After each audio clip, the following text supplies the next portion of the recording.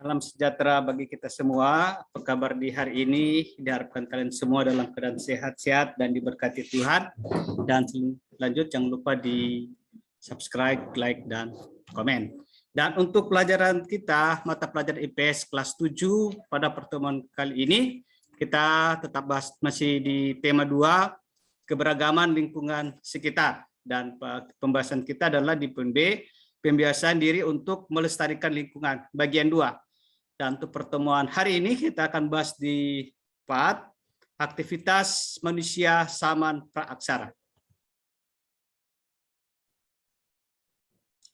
Akal manusia menjadikan dirinya menjadi makhluk yang paling berbeda dan punya keistimewaan untuk mengelola kebutuhan hidupnya dan terus berkembang menjadi lebih baik. Aktivitas manusia untuk menjalankan aktivitasnya seperti untuk mendapatkan makanan, banyak menggunakan akalnya, dan mengoptimalkan fungsi indera seperti penglihatan, pendengaran, serta fisiknya. Penggunaan akal manusia dapat menciptakan teknologi yang tersedia dari alam sekitar.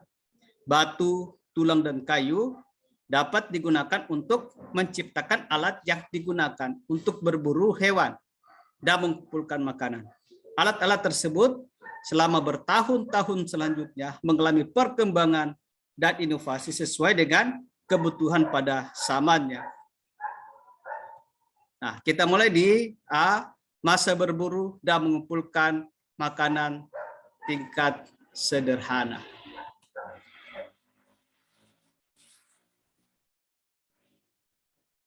Perburuan dan pengumpulan makanan menjadi aktivitas keseharian manusia pada masa ini. Mereka berburu hewan seperti rusa, kuda, kijang, kerbau, gajah, dan berbagai hewan lain. Pengumpulan makanan berupa umbi-umbian, buah-buahan, dan berbagai tanaman yang dapat dimakan. Manusia pada masa ini hidup berpindah-pindah dengan berkelompok. Daerah-daerah ditempati oleh manusia perlu memperhatikan ketersediaan makanan yang cukup. Mereka hidup berpindah-pindah dan menghuni gua-gua serta cerukan. Pada tahap berburu dan mengumpulkan makanan sederhana ini, penemuan api dan alat-alat sangat penting. Api digunakan untuk meramu makanan dan alat-alat menjadi hal yang penting karena pada perkembangannya alat-alat akan dibuat lebih baik lagi atau lebih canggih dan lebih halus. Api menjadi penting dalam kehidupan manusia dalam mengembangkan teknologi. Pada masa ini, alat-alat yang digunakan masih bersifat kasar dan terbuat dari batu, tulang, atau kayu.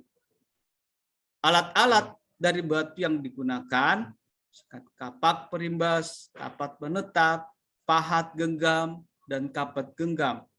Alat serpih bilas seperti pisau, peraut, gurdin, dan mata panah, serta alat-alat yang terbuat dari tulang, belulang, atau tanduk.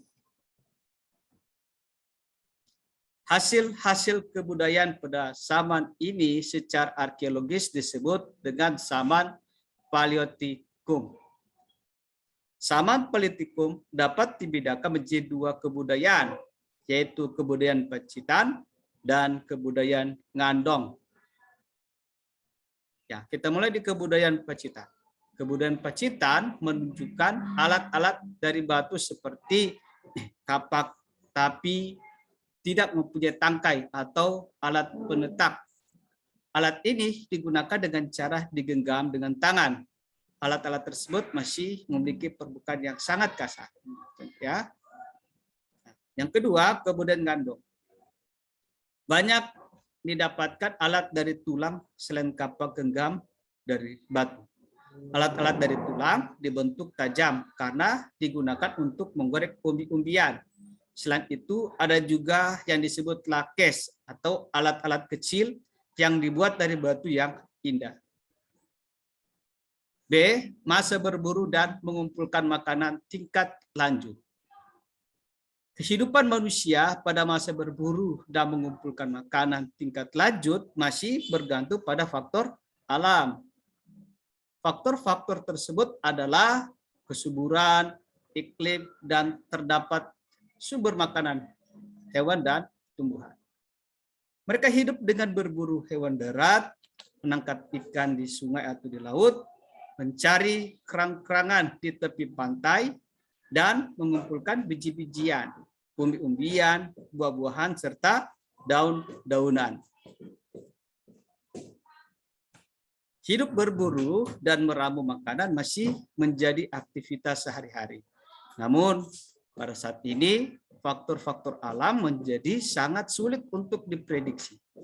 Tanda-tanda mereka sudah menetap dan bercocok tanam untuk menghasilkan makanan sendiri sudah tampak untuk menyesuaikan dengan kondisi lingkungan yang tidak menentu. Mereka sudah mulai menetap cukup lama di gua-gua, ya, dan cerukan di tepi pantai. Mereka memilih tempat tinggal yang dekat dengan sumber air. Nah, kehidupan manusia pasti dekat dengan sumber air hingga saat ini, ya. Pertanian sudah mulai dilakukan dengan menanam padi, umbi-umbian, dan kacang-kacangan. Mereka juga sudah mencoba untuk beternak dengan menjinakkan hewan. Tradisi berpindah dan mengumpulkan makanan masih dominan dan menjadi aktivitas keseharian mereka. Mereka yang tinggal di pantai meninggalkan jejak yaitu berupa sampah, dapur berupa kulit kerang atau disebut joken meninggal. Ini ya kulit kerang meninggal. Pada masa ini manusia sudah masuk ke dalam masa Mesolitikum berdasarkan arkeologis. Alat-alat yang digunakan masih sama dengan masa sebelumnya. Alat-alat dari batu, tulang, tanduk, kulit kerang, dan bambu. Alat-alat dari batu, tulang, dan kulit kerang dibuat untuk serpih, bila, dan kapak genggam Sumatera. Alat-alat ini sudah lebih halus dibandingkan dengan masa sebelumnya. Bambu dapat dijadikan sebagai cungkil atau sudip, sebagai alat untuk mencungkil dan membersihkan umbi-umbian. C. Masa bercocok tanam. Peralihan kebudayaan manusia dalam kebiasaan berburu dan mengumpulkan makanan ke masa untuk bercocok tanam mempunyai proses yang sangat panjang. Pada masa ini, manusia sudah memasuki babak sejarah Neolitikum berdasarkan arkeologis. Manusia pada masa ini bercocok tanam dengan membuka lahan baru. Mereka memanfaatkan hutan dan semak dengan cara ditebang dan dibakar, kemudian mereka tanami dengan cara sederhana. Pada masa ini mulai ada pola-pola perkampungan dan sudah hidup menetap secara berkelompok dengan beberapa keluarga.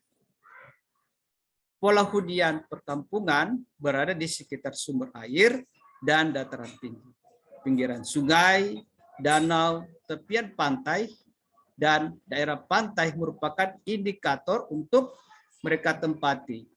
Mereka memilih dataran tinggi untuk berlindung dari serangan musuh dan binatang-binatang buas. Mereka terbiasa bekerja sama dengan dipimpin oleh seorang pemimpin di perkampungan. Komunikasi di antara mereka pada masa ini sudah maju.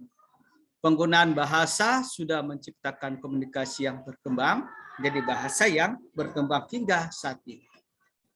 Kedudukan pemimpin ditunjukkan kepada orang yang paling tua yang berwibawa.